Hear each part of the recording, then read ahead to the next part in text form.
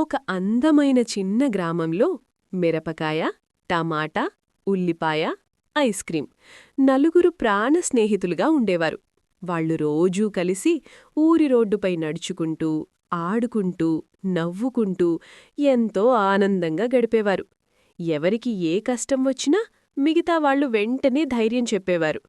మన స్నేహం ఎప్పటికీ విడిపోకూడదు అని వాళ్ళు ఎప్పుడూ ఒకరికొకరు మాటిచ్చుకునేవారు. ఒకరోజు ఉదయం ఆకాశంలో సూర్యుడు భగ్గుమంటూ వెలిగిపోతున్నాడు.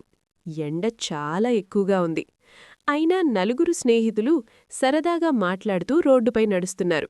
మిరపకాయ నవ్వుతూ అన్నాడు, "ఈ ఎండ మనల్నేం చేయగలదురా?"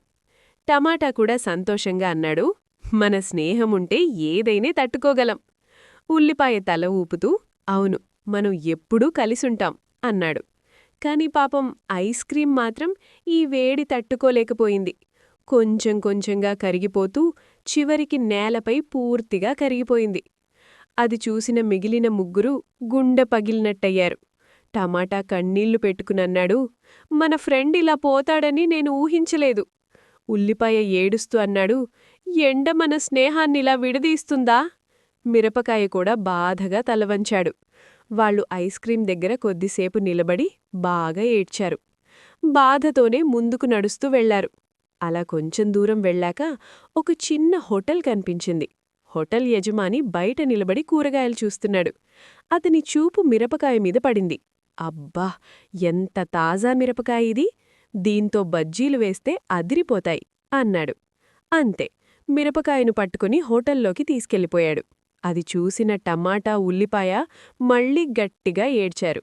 ఉల్లిపాయ అన్నాడు, "మొదట ఐస్ క్రీం, ఇప్పుడు మిరపకాయ కూడా." టమాటా బాధగా చెప్పాడు, "మన స్నేహం ఒక్కొక్కరిగా దూరమవుతోంది." కన్నీళ్లతోనే ఇద్దరూ ముందుకు నడిచారు. అలా నడుస్తుండగా అకస్మాత్తుగా కారు టమాటాను గమనించకుండా ఢీకొట్టింది. టమాటా రోడ్డుపై పడిపోయాడు. ఉల్లిపాయ భయంతో కేకవేశాడు, "టమాటా, నా ఫ్రెండా!"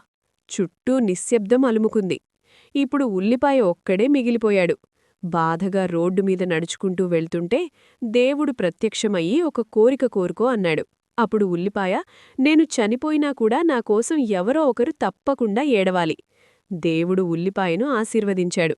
అందుకే మనం ఈరోజు కూడా ఉల్లిపాయను కట్ చేస్తే కన్నీళ్లొస్తాయి.